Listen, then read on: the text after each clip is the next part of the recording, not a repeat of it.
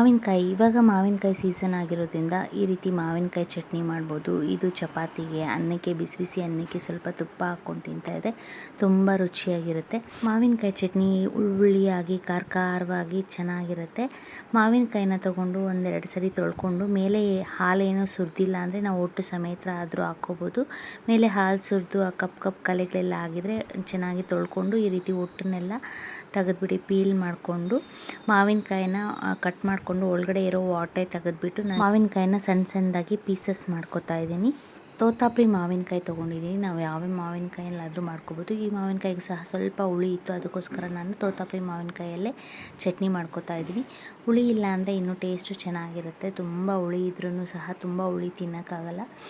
ಸ್ವಲ್ಪ ಹುಳಿ ಇದ್ದರೆ ಕಾಯಿ ಟೇಸ್ಟ್ ಚೆನ್ನಾಗಿರುತ್ತೆ. ಮಾವಿನಕಾಯಿನೆಲ್ಲ ಪೀಸ್ ಮಾಡ್ಕೊಂಬಿಟ್ಟು ನಾವು ಒಗ್ಗರಣೆಗೆ ಸ್ಟವ್ ಹಚ್ಚಿ ಬಾಣಲೆ ಇಟ್ಕೊಂಡು ಅದಕ್ಕೆ 1 ಸ್ಪೂನಷ್ಟು ಎಣ್ಣೆ ಹಾಕ್ಕೊಂಡಿದ್ದೀನಿ. ಚಿಕ್ಕದಾಗಿ 1 ಸ್ಪೂನ್ ಎಣ್ಣೆ ಹಾಕ್ಕೊಂಡು 1 ಸ್ಪೂನ್ ಜೀರಿಗೆ, 1/4 ಟೀ ಸ್ಪೂನಷ್ಟು ಮೆಂತ್ಯ ಹಾಕ್ಕೊಂಡಿದ್ದೀನಿ.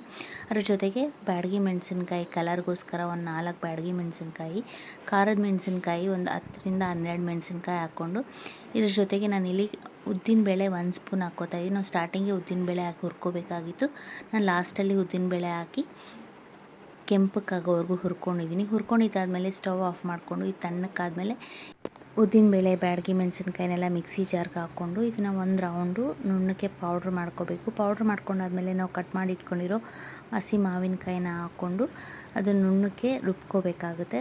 ಒಂದು ಸ್ವಲ್ಪ ತರಿಯಾಗಿದ್ರೂ ಪರವಾಗಿಲ್ಲ, ಆದರೆ ಅದು ಬಾಯಿಗೆ ಸಿಕ್ಕಿದ್ರೆ ಅಲ್ಲಲ್ಲಿ ಚೆನ್ನಾಗಿರುತ್ತೆ. ನಾನಿಲ್ಲಿ ನುಣ್ಣಕ್ಕೆ ರುಬ್ಕೊಂಡಿದ್ದೀನಿ. ಮಾವಿನಕಾಯಿನೆಲ್ಲ ನುಣ್ಣಕ್ಕೆ ರುಬ್ಕೊಂಡಿದ್ದಾದಮೇಲೆ ನೀರೇನು ಹಾಕ್ಕೋಬಾರ್ದು, ಹಾಗೆಯೇ ನಾವು ಮಾವಿನಕಾಯಿನ ನುಣ್ಣಕ್ಕೆ ರುಬ್ಕೋಬೇಕು. ಮಾವಿನಕಾಯಿನೆಲ್ಲ ರುಬ್ಕೊಂಡಿದ್ದಾದಮೇಲೆ ಒಗ್ಗರಣೆಗೆ ಒಂದು ಬಾಣಲಿ ಇಟ್ಕೊಂಡು 1 ಸ್ಪೂನಷ್ಟು ಎಣ್ಣೆ ಹಾಕ್ಕೊಂಡಿದ್ದೀನಿ. 1.5 ಟೇಬಲ್ ಸ್ಪೂನ್ ಹಾಕ್ಕೊಂಡಿದ್ದೀನಿ.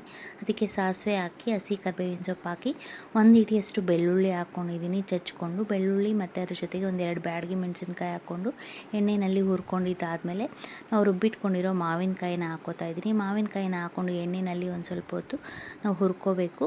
ಹುರ್ಕೊಂಡಿದ್ದಾದಮೇಲೆ ರುಚಿಗೆ ತಕ್ಕಷ್ಟು ಉಪ್ಪು, ಒಂದು ಸ್ವಲ್ಪ ಬೆಲ್ಲ ಹಾಕ್ಕೋತಾ ಇದ್ದೀನಿ. ಬೆಲ್ಲ ಹಾಕೋದ್ರಿಂದ ಉಪ್ಪು, ಹುಳಿ, ಖಾರ ಎಲ್ಲ ಬ್ಯಾಲೆನ್ಸ್ ಆಗುತ್ತೆ, ಟೇಸ್ಟು ಚೆನ್ನಾಗಿರುತ್ತೆ. ತುಂಬ ಹುಳಿ ಇದ್ದರೆ ಸ್ವಲ್ಪ ಬೆಲ್ಲ ಹಾಕ್ಕೊಂಡ್ರೂ ಟೇಸ್ಟು ತುಂಬ ರುಚಿಯಾಗಿರುತ್ತೆ. ಉಪ್ಪು, ಹುಳಿ, ಖಾರ ಎಲ್ಲ ಬ್ಯಾಲೆನ್ಸ್ ಆಗುತ್ತೆ. ತುಂಬ ಹುಳಿ ಇದ್ದರೆ ಮಾವಿನಕಾಯಿ ಒಂದು ಸ್ವಲ್ಪ ಬೆಲ್ಲ ಜಾಸ್ತಿನೇ ಹಾಕ್ಕೋಬೋದು. ತುಂಬ ಹುರ್ಕೊಳ್ಳೋದು ಬೇಡ, ಒಂದು ಸ್ವಲ್ಪ ಹೊತ್ತು ಹುರ್ಕೊಂಡ್ರೆ ಮಾವಿನಕಾಯಿ ಚಟ್ನಿ ರೆಡಿ ಆಯಿತು. ಬಿಸಿ ಬಿಸಿ ಅನ್ನದ ಜೊತೆಗೆ ತಿಂತಾಯಿದ್ರೆ ಇನ್ನೂ ತಿನ್ನಬೇಕು ಅನಿಸುತ್ತೆ. Thank you.